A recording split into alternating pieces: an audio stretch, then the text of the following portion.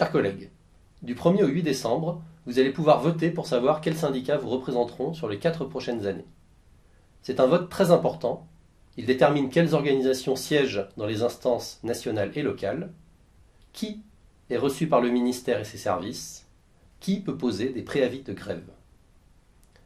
Lors des scrutins précédents, vous avez fait confiance au SNALC et, grâce à vous, nous sommes actuellement l'une des 6 organisations officiellement représentatives.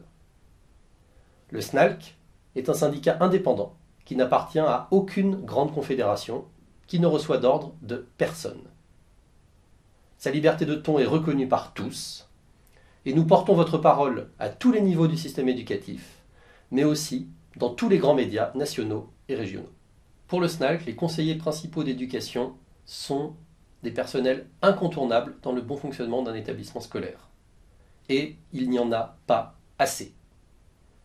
Le SNALC revendique donc un cadrage national en termes de nombre de CPE par rapport au nombre d'élèves dans un établissement. Par exemple, un poste de CPE par tranche de 300 élèves. Le SNALC demande aussi qu'aucun CPE ne se retrouve en poste partagé. Ce n'est pas bon pour l'exercice du métier. Le métier de CPE n'est pas assez valorisé sur le plan de la rémunération, vous le savez. C'est pourquoi le SNALC demande une revalorisation du métier. Cela correspond évidemment à la revalorisation globale, au rattrapage salarial global que nous demandons pour l'ensemble des personnels. Mais pour les CPE, en plus de ce rattrapage global, que ce soit sur le début, le milieu ou les fins de carrière, cela passe aussi par le paiement des heures supplémentaires que vous effectuez déjà et qui ne sont pas reconnues par le système, et par la rémunération de toutes vos responsabilités, et également par l'augmentation de votre indemnité forfaitaire qui est particulièrement insuffisante. Le SNALC réclame une redéfinition du statut de CPE et des missions, notamment vis-à-vis des personnels de direction, afin d'éviter les situations de dépendance, de confusion, d'empiètement, de pression.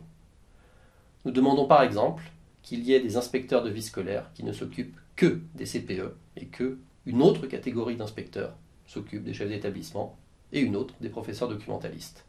CPE est un métier spécifique, singulier, et il ne peut pas être dilué dans d'autres métiers. Le SNALC sait que les CPE sont souvent en première ligne quand il s'agit de pression, de violence, que ce soit notamment des élèves, des parents d'élèves, de certains personnels. Le SNALC revendique une meilleure protection des CPE par l'institution, avec l'attribution de la protection fonctionnelle automatique, avec le soutien en cas de dépôt de plainte, avec la mise en place d'une vraie politique de prévention des risques psychosociaux, avec une médecine du travail qui soit à la hauteur des enjeux. Enfin, le SNALC sait que pour un certain nombre de CPE, la question de l'internat pose des difficultés.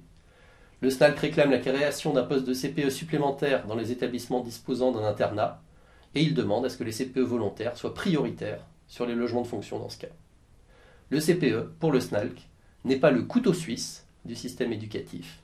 En revanche, il est indispensable à son bon fonctionnement. C'est pourquoi, du 1er au 8 décembre, nous espérons que vous renforcerez la représentativité du SNALC par votre vote.